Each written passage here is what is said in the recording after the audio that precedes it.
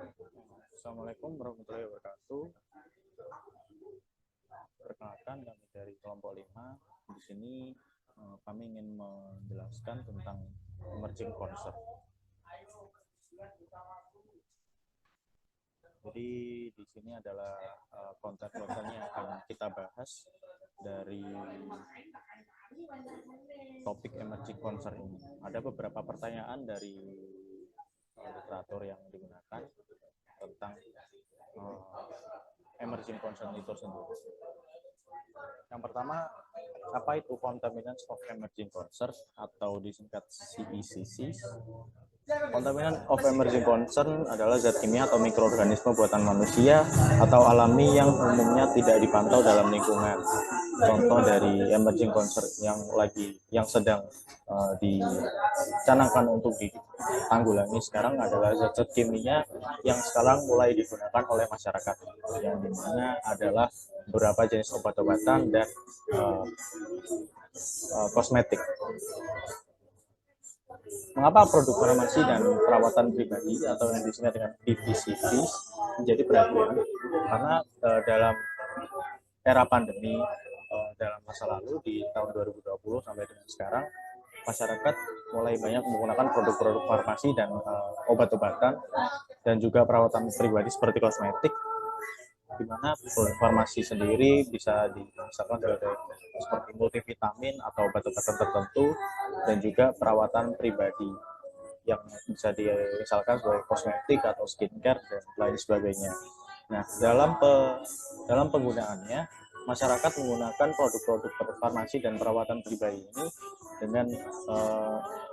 dengan tanpa memperhatikan bagaimana cara membuang dengan baik produk-produk farmasi dan perawatan pribadi ini.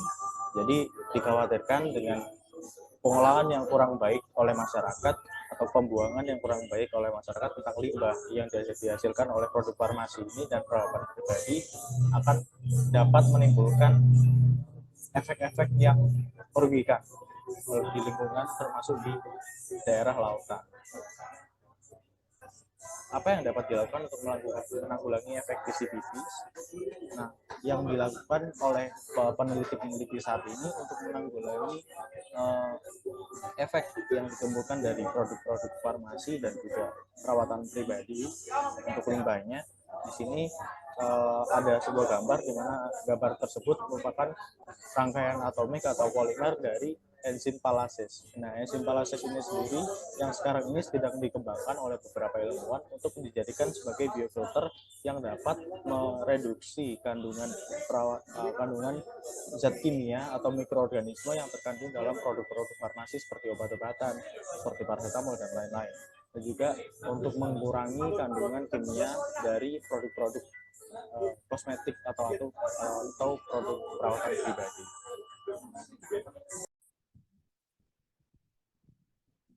Apa itu ether diphenyl polybrominase atau PPDE dan mengapa menjadi perhatian di lingkungan laut? PPDE adalah sebuah bahan kimia penghambat api. Bahan kimia ini biasa ditemui pada pakaian, furnitur, gorden, karpet, dan lainnya. PPDE dapat berpindah dan mencemari lingkungan selama proses produksi, penggunaan produk, disposal, maupun proses daur ulang. Memiliki sifat persisten, beracun, dan bioakumulasi.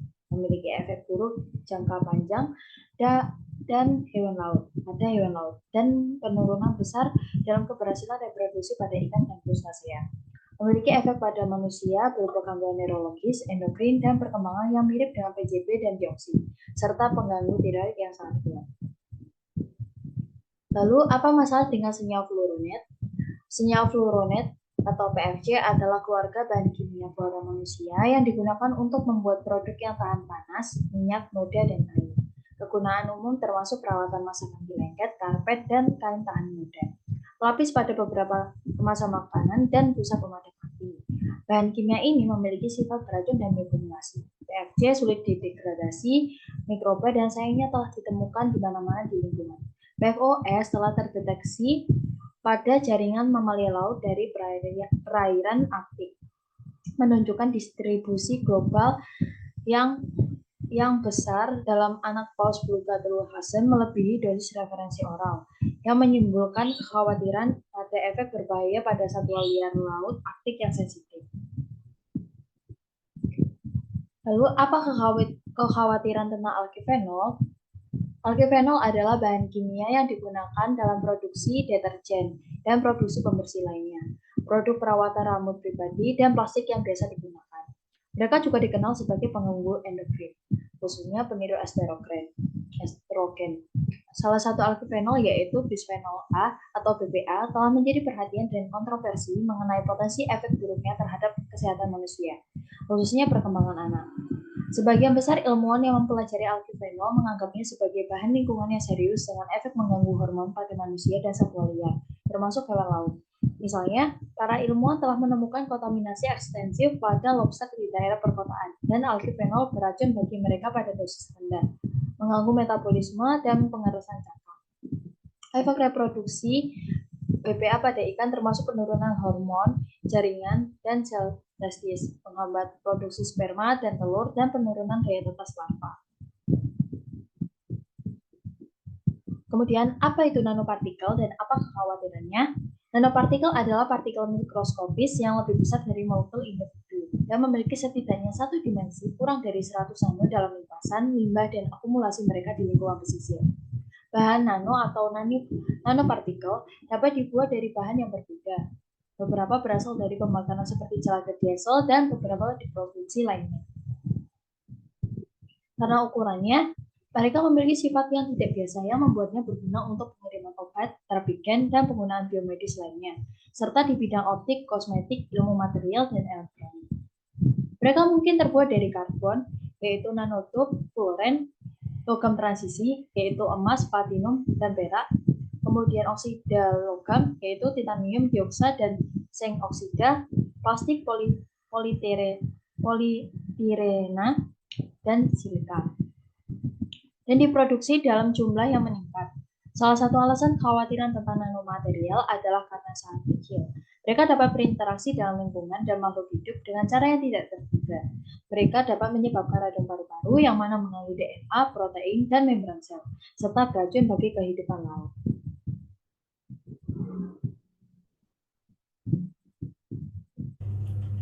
Selanjutnya adalah apakah peraturan yang ada sudah cukup memadai untuk melindungi kehidupan laut, satwa liar, dan manusia dari bahaya bahan kimia baru ini? Jawabannya adalah untuk saat ini belum ada peraturan yang bisa mengimbangi perkembangan bahan kimia yang baru ditemukan maupun yang baru digunakan. Di Amerika sendiri, peraturan bahan kimia ini baru akan diregulasikan setelah tersebar luas, terbukti berbahaya, dan setelah menyebabkan kerusakan. Hal ini merupakan kegagalan dan kelemahan yang mendasar dari Undang-Undang Zat Beracun yang dikeluarkan oleh pemerintah Amerika Serikat, yakni Toxic Substance Control Act atau TSCA, yang saat ini lebih condong melindungi produsen bahan kimia dibandingkan dengan lingkungan atau kesehatan manusia sendiri. Selanjutnya pertanyaan kedua, yakni apakah ada perbaikan teknologi? Pada tahun 2013 dilakukan penelitian dan diteliti nanosilver saat dalam bentuk logam berubah menjadi garam perak sulfida. Nah, bentuk ini tuh lebih mudah larut dan minim menyebabkan masalah. Pada IPAL, 95% nanopartikel terikat dalam lumpur, lalu menyisakan 5% pada air limbah yang telah diolah. Persentase ini tuh dapat dikurangi dengan menggunakan filter yang lebih baik. Jadi ada perbaikan teknologi.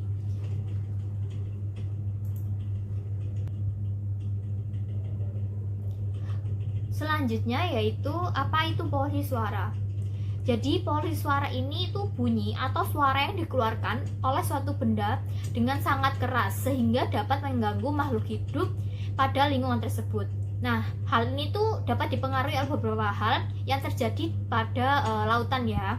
Jadi seperti peningkatan jumlah kapal, lalu lintas pelayaran komersial, eksplorasi dan ekstraksi minyak dan mineral, senapan angin yang digunakan untuk eksplorasi seismik, sonar, dan bahkan jet ski ini berkontribusi meningkatkan tingkat kebisingan di bawah laut. Nah, hal ini karena suara merambat 4 kali lebih cepat di dalam air daripada di udara, dan suara ini merambat lebih jauh di bawah air.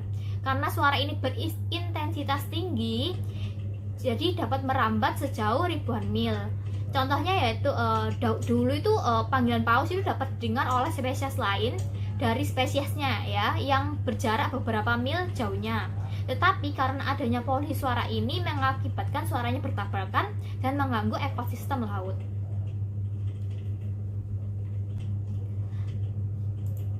Selanjutnya yaitu jenis kebisingan apa saja sih yang terjadi di lautan. Jadi kebisingan yang ada di laut ini ada dibagi menjadi dua jenis utama. Yang pertama yaitu kebisingan impulsif, keras, terputus-putus, dan jarang terjadi ya. Jadi seperti yang ditimbulkan oleh pemancangan tiang pancang. Jadi kan tidak selalu setiap hari ada pemasangan tiang pancang, dan survei seismik. Dan yang kedua itu kebisingan tingkat rendah yang secara terus-menerus berulang kali konstan, seperti yang ditimbulkan oleh mesin-mesin kapal, turbin angin, seperti itu. Dan kedua jenis kebisingan ini tuh memiliki dampak yang berbeda pada kehidupan laut. Selanjutnya yaitu apa dampak yang ditimbulkan oleh polusi suara. Polusi suara dapat menyebabkan efek yang mematikan dan subletal, yaitu sebagian besar hewan akan terkejut oleh suara keras yang dapat merusak organ dalam, yaitu terutama telinga, dan menyebabkan kepanikan. Lalu yang kedua yaitu komunikasi antara hewan laut satu dengan hewan laut lainnya dapat terganggu oleh adanya kebisingan. Selanjutnya, apa yang dapat dilakukan terhadap polusi udara? Pada Maret 2013, Komisi Pesisir California menolak program pelatihan bahan peledak dan sonar Angkatan Laut Amerika Serikat yang direncanakan di lepas pantai California Selatan yang menurut para kritikus dapat membahayakan kehidupan laut yang terancam punah. Komisaris memutuskan bahwa Angkatan Laut tidak memiliki cukup informasi untuk mendukung klaimnya bahwa ancaman terhadap mamalia laut dapat diabaikan dan khawatir bahwa aktivitas sonar yang meningkat dapat membahayakan hewan yang terancam punah seperti paus biru, paus sirip, dan paus berparuh.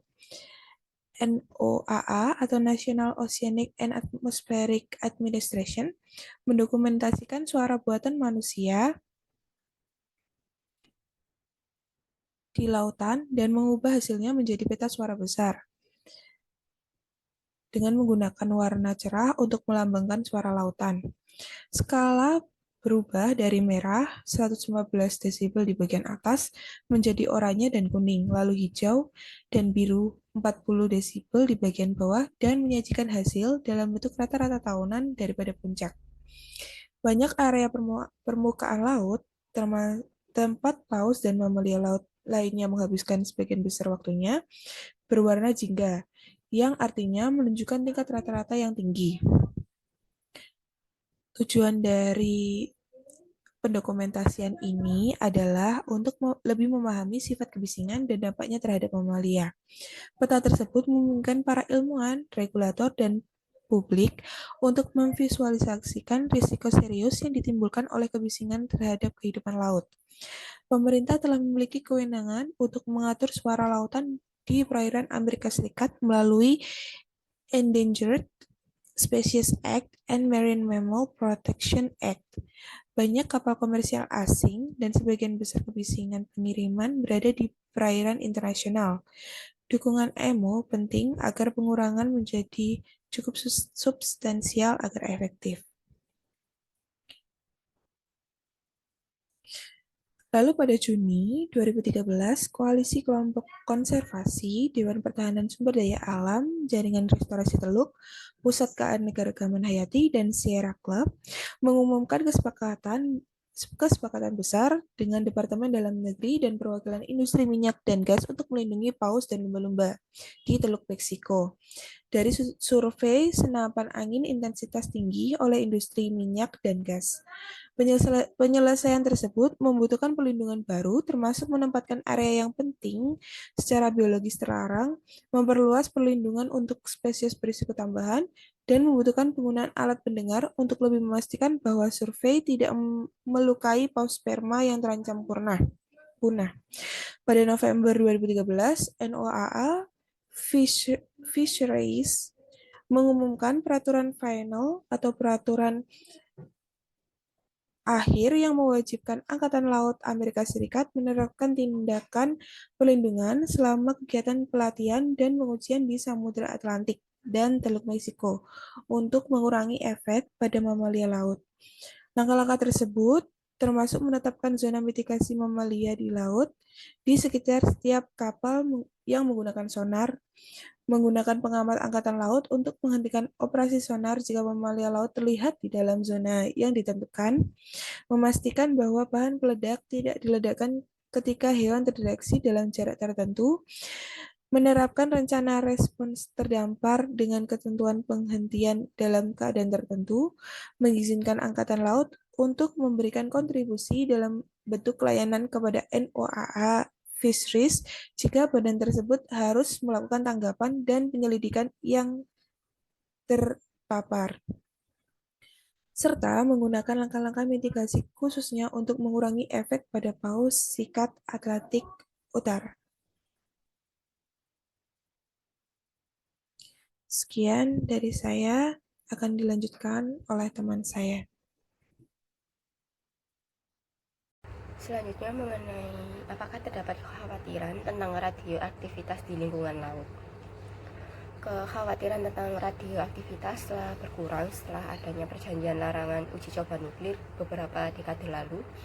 Namun, masih terdapat banyak insiden di mana bahan radioaktif dibuang ke laut dengan sengaja maupun tidak sengaja. Pada tahun 2011, butuh kehancuran pabrik Fukushima di Jepang akibat terjadinya peristiwa gempa bumi untuk membangkitkan kembali kekhawatiran tentang radioaktivitas di lautan. Pembangkit listrik Fukushima yang hancur melepaskan jumlah radiasi yang sangat tinggi ke Samudra Pasifik. Pada Juni 2012, 56% ikan yang telah diuji oleh pemerintah Jepang terkontaminasi oleh bahan radioaktif. Penangkapan ikan komersial telah dilarang di sepanjang garis pantai Fukushima, namun penemuan ikan yang terkontaminasi di luar wilayah tersebut memicu kekhawatiran bahwa radiasi telah menyebar lebih jauh. Pada tahun 2012, dilakukan analisis pada ikan tuna yang bermigrasi melintas lautan yang ditangkap di lepas pantai California. Dan didapatkan bahwasannya ikan tersebut mengandung bahan radioaktif yang levelnya jauh di bawah standar. Hal ini menegaskan bahwa radiasi dari bencana Fukushima telah dibawa ke seluruh dunia oleh ikan yang bermigrasi. Dari sebuah studi menunjukkan bahwasannya bahan radioaktif ini dapat bergerak dengan arus laut, disimpan dalam sedimen laut dan bergerak ke atas jaring makanan laut. Zat radioaktif ini dapat diserap oleh fitoplankton, zooplankton, maupun rumput laut dan kehidupan laut lainnya yang bergerak ke atas rantai makanan menjadi ikan, mamalia laut, dan manusia. Jika zat tersebut masuk ke dalam tubuh manusia, maka akan masuk ke dalam aliran darah yang mana akan disimpan dalam tubuh di bagian tulang dan jaringan lain yang berpotensi menyebabkan kerusakan genetik atau menyebabkan sakit kanker. Selanjutnya mengenai polusi cahaya. Polusi cahaya adalah cahaya buatan yang berlebihan atau menonjol. Efek laut yang paling terkenal dari pencahayaan malam hari adalah disorientasi penyu yang menetas. Kenapa demikian? Anak penyu atau yang lebih sering disebut dengan tukik memiliki kecenderungan untuk bergerak ke arah yang paling terang. Di pantai alami, arah paling terang adalah langit malam di atas lautan. Tukik cenderung menjauh dari benda bersiluet gelap seperti gunungan pasir. Tukik tidak bergantung pada cahaya bulan atau untuk membawa mereka ke laut. Mereka akan menjadi kebingungan oleh kecerahan dan silau lampu buatan dari bangunan-bangunan yang dekat dengan pantai. Untuk tukik, cahaya buatan tampak lebih terang karena relatif dekat, sehingga nantinya mereka akan bergerak ke arah cahaya buatan tersebut. Tukik menghabiskan simpanan energi mereka yang terbatas untuk mencapai laut dan digunakan untuk bergerak menuju daerah yang tidak semestinya, yaitu di daratan yang ada lampu buatannya, sehingga mereka nanti dapat kehabisan energi dan dapat mati karena dehidrasi ataupun terlindas oleh manusia. Pencahayaan buatan tersebut akhirnya menyebabkan ribuan kematian tukik dan merupakan masalah konservasi penyu laut yang signifikan. Apa yang bisa dilakukan? Yang bisa dilakukan yaitu dengan mengurangi jumlah cahaya buatan yang terlihat dari pantai tempat penyu bersarang adalah langkah pertama untuk mengurangi polusi cahaya. Masyarakat pesisir di seluruh dunia telah mengeluarkan undang-undang yang mengharuskan penduduk untuk mematikan lampu pantai selama musim bertelur penyu. Terdapat pula penggunaan jenis perlengkapan pencahayaan baru dengan menggunakan lampu merah atau kuning yang dianggap ramah penyu karena penyu tidak mendeteksi panjang gelombang dari warna tersebut dengan mudah. Sekian dari kami, kurang lebihnya mohon maaf. Wassalamualaikum warahmatullahi wabarakatuh.